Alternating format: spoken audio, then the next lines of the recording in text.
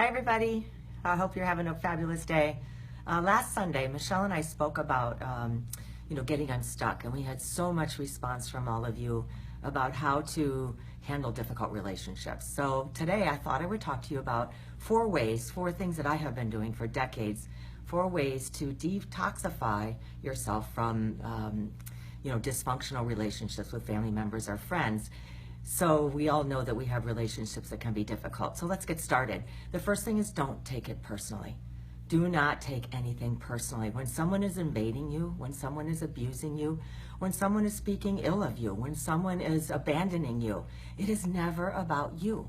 It is always about them. So the first way is, don't take anything personally. And then that leads right into the second one. You can't fix it. You cannot fix someone else. You can never, ever, ever change someone else. So when this is happening for you, you're in a relationship that's really feeling burdensome or really feeling heavy or very negative for you, you cannot change them. You cannot fix them. So no matter what you say, no matter what if I'm prettier, if I just am nicer, if I'm kinder, if I love them more, if I do more things for them, then they will appreciate me, then they will love me.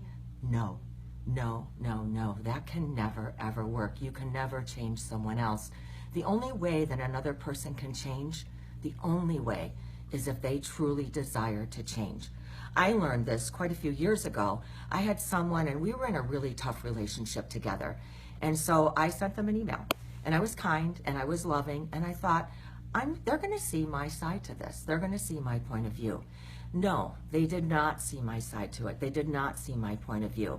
So when someone is really stuck in their own negative behavior, what I have learned, and I really deeply have learned this several times along the way in my lifetime, is that when you change your energy, when you decide that you are no longer going to tolerate, you are no longer going to say that their behavior is okay, and you are able to detach from your need to change them, somehow the energy starts to shift.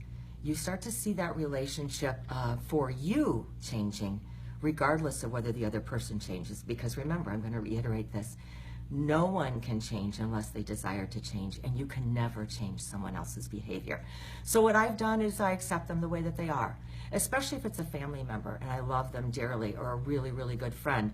You accept them the way they are. You send them your love, your prayers, your meditations, your affirmations, whatever it is that you send it to them from afar. So number 3, set clear boundaries. This is really an important one. I, over the years, it's taken me a long time to realize that I had the right to set boundaries, and that setting boundaries is really in my greatest good, and it's in the whole, all of our greatest good. So when you're setting a boundary, ask yourself, am I setting this boundary that's going to help and impact the greater good of all of us while honoring myself? Those are my parameters for when I set a boundary, because sometimes we can set boundaries and we can be controlling, and we can try to make something more rigid and more less free than it really needs to be. So you ask yourself, am I taking care of myself? And in the boundaries that I'm setting, is it enhancing the greater good for everyone? It cannot diminish you in any way. It helps the whole.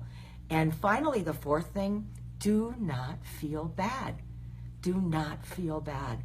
We are all in the same boat. We have all had relationships that we've struggled with, that we've had to part ways with, family members that we love dearly, but we just can't be in the same vicinity with them. So do not feel bad. I love this phrase that people come into our lives for a reason, of course, and they come into our lives sometimes just for a season. It's kind of a little play on words there, that they come and go. Not everyone is meant to be in our lives forever, but there are some people that are in our lives for a lifetime.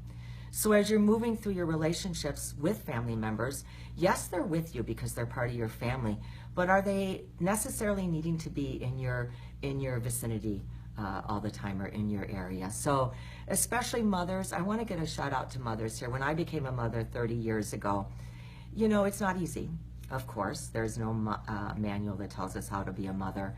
And what I learned as I started my meditation practice, and I really started looking at some of my own behaviors and some of the ways that I was interacting, was I was carrying around energies, carrying around guilt, carrying around this idea that I had to be the perfect parent. I had a difficult childhood, which most of you know, so I thought my daughter's going to have the perfect childhood. not possible. We cannot be perfect. And get rid of the guilt. I carried guilt for a while, but as I looked at it, I thought the guilt is depleting me of my energy.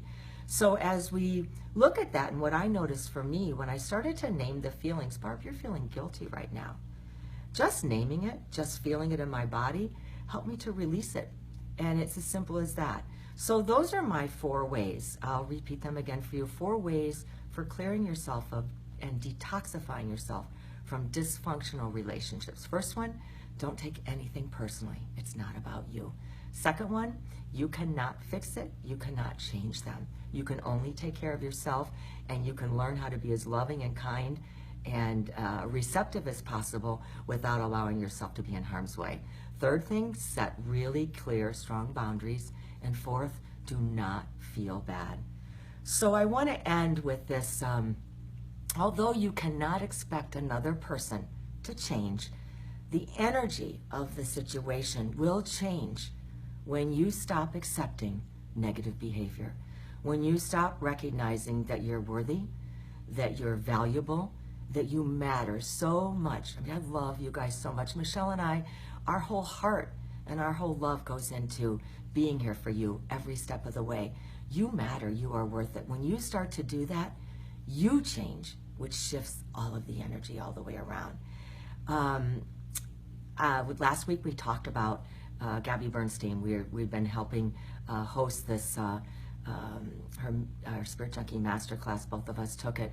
And one of the things that I want to give a shout out here today for that is it helped me see where I was not having clear boundaries in relationships. There are always little ways that we can tweak ourselves and tweak things in relationships. So if you're being called to take a look at this masterclass teaching, we have the link up there in the post. You can take a look at it and see if it's calling for you. And I love to end with this beautiful ending of a poem by one of my favorite poets, John O'Donohue. It has helped me in my relationships with my family members and friends that are difficult. So may a slow wind work words of love around you, and a visible cloak to mind your life. I love you. Have a beautiful Sunday. Till we meet again. Bye.